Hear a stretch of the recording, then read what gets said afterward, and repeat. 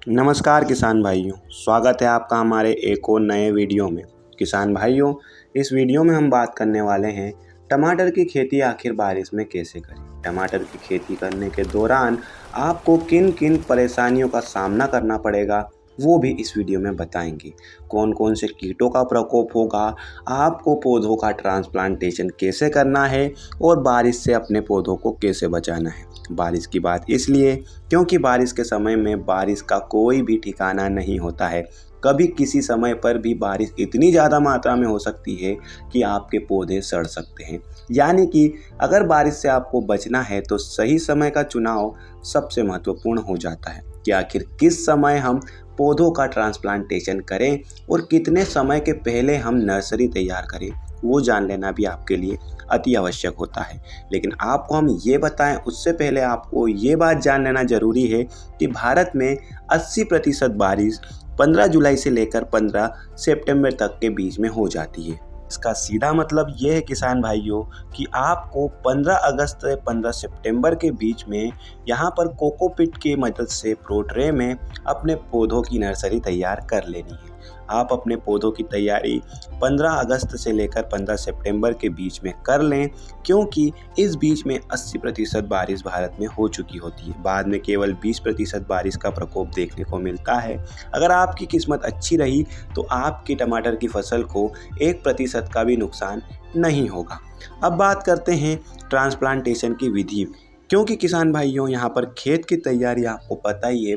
हम जिस प्रकार से हर नॉर्मल फसल की तैयारी में खेत को हम तैयार करते हैं, उसी प्रकार से हम खेत की तैयारी यहाँ पर भी करेंगे। अब खेत की तैयारी के बाद आपको बेड बनाने की आवश्यकता होती है। बेड से बेड की दूरी भी दोस्तों आपको 5 से 6 फीट तक रखनी है। और अगर बात की जाए तो पौधों को आपको ज़्यादा से ज़्यादा गहराई में लगाना है, ताकि आपके पौधे की जो जड़ें हैं वो मजबूती से ज़मीन को पकड़ लें और आपका पौधा एकदम मजबूत रहे। जिससे होगा ये किसान भाइयों कि पौधे में पोषण ज़मीन से खींचने की क्षमता ज़्यादा आएगी। जितनी जड़ें ज़्यादा होगी उतना पोषण ऊपर की ओर पौधे में हमें नज़र आएगा, जिससे हमारा उत्पादन डबल भी हो सकता है। साथ ही आपको प्लांटेशन के समय में रॉक फॉस्फेट पौधे की जड़ों के साथ डालना ज़रूरी है, क्योंकि उससे होगा ये कि आपके पौधे में पत्तियां ज़्यादा होगी, आपका पौधा गहरा होगा और आपका उत्पादन भी बढ़ेगा। अब किसान भाइयों, कुछ समय के बाद आपको पौधे की पत्तियों को काटते रहना है, समय समय पर उसकी छटाई करते रहना है। जो नीचे की यहाँ पर शाखाएं आप देख रहे हैं, इन शाखाओं को समय समय पर काटना इसलिए आवश्यक हो जाता है। साथ ही पौधे से फ्लावर तोड़ना इसलिए आवश्यक हो जाता है क्योंकि पौधे का पूरा कॉन्सेंट्रेट या फिर ध्यान अगर बात कहें तो वो अपनी ग्रोथ पर हो, ना कि फूड प्रोडक्शन पर, ना कि टमाटर बनाने या फूल बनाने के लिए। तो इससे आपका पौधा और ज़्यादा ग्रोथ करेगा और बाद में आपको बहुत ज़्यादा मुनाफा यहाँ पर देखने को मिलेगा अपनी टमाटर की फसल में।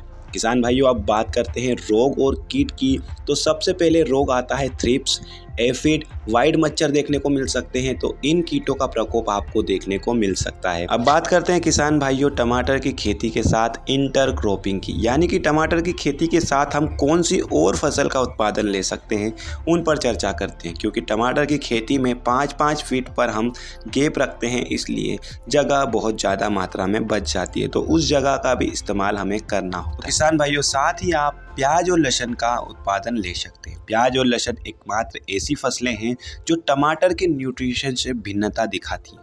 यहाँ पर प्याज और लहसुन को जिन पोषक तत्वों की आवश्यकता होती है वो टमाटर के पौधे से बिल्कुल ही भिन्न होती है। यानी कि पोषण तत्वों को लेकर इन दोनों के बीच में कभी भी कोई भी यहाँ पर लड़ाई नहीं होने वाली है।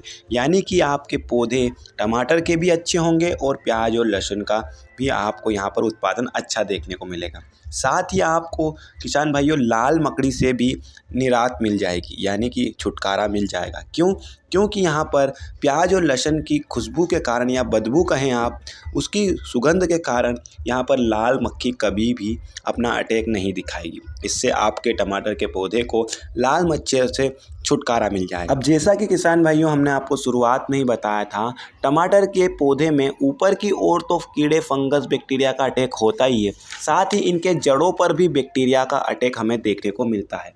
नेमेटोइड्स नाम का एक बैक्टीरिया यहाँ पर टमाटर की खेती में जड़ों को काफ़ी नुकसान पहुँचाता है। इसलिए उसके उपचार के लिए आपको गेंदे की इंटरक्रॉपिंग भी करना आवश्यक हो जाता है। अगर आप यहाँ पर प्याज और लहसुन की इंटरक्रॉपिंग नहीं करना चाहते तो आप गेंदे की पौधे की इंटरक्रॉपिंग कर सकते हैं, जिससे कि खुशबू के कारण ये बैक्टीरिया यहाँ पर दिखाई नहीं देता है जड़ों में और आपका उत्पादन बढ़ जाता है। अब किसान भाइयों, आखिरी यानी अंत में हम आपको बताते हैं टमाटर की खेती के लिए टॉप 5 वेराइटियाँ। तो सबसे पहले आती है अर्का की, जो सबसे ज़्यादा उत्पादन देने के लिए मशहूर है, जो 250 से 300 क्विंटल तक का उत्पादन 1 एकड़ में दे देती है। अगर आपको ये आसानी से नहीं मिलती है तो आप सिंजेंटा की साहो लगा सकते हैं। अगर ये भी नहीं मिलती है तो सिंजेंटा की हिमसोना या फिर आप यूएस एग्रोसीड की SW1504 लगा सकते हैं। सिंजेंटा की हिमसोना भी काफ़ी अच्छी होती है, आप उस पर भी ध्यान दे सकते हैं। किसान भाइयों, हम आपको एक और बात बता दें कि अर्का की रक्षिका ये एकमात्र हाइब्रिड ऐसी वैरायटी है जो बैक्टीरिया से आपको काफ़ी ज़्यादा निजात दिला सकती है। अब किसान भाइयों, ये आप पर डिपेंड करता है कि आप कौन से वैरायटी का चुनाव करते हैं, ये आपके ऊपर है। आपको अगर हमारा ये वीडियो यहाँ तक का पसंद आया